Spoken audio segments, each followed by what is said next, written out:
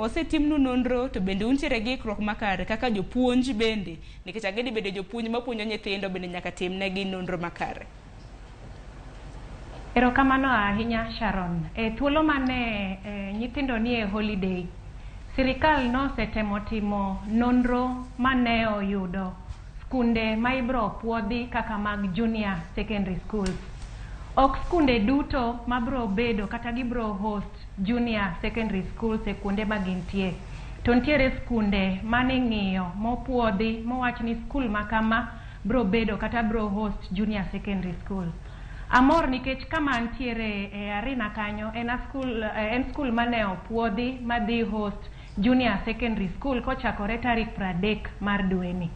Ne ging'iyo ni skunde makamano gin gi pap moromo, gin gi infrastructure moromo, gin gi gedo moromo, koso ang'o manitie.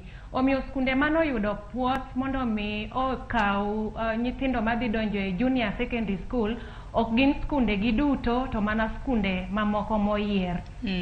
To iyudo ni alwora manitiere kanyo nitiere kata mana private schools mamago koro dhi bedo gima waluongo ni feeder schools.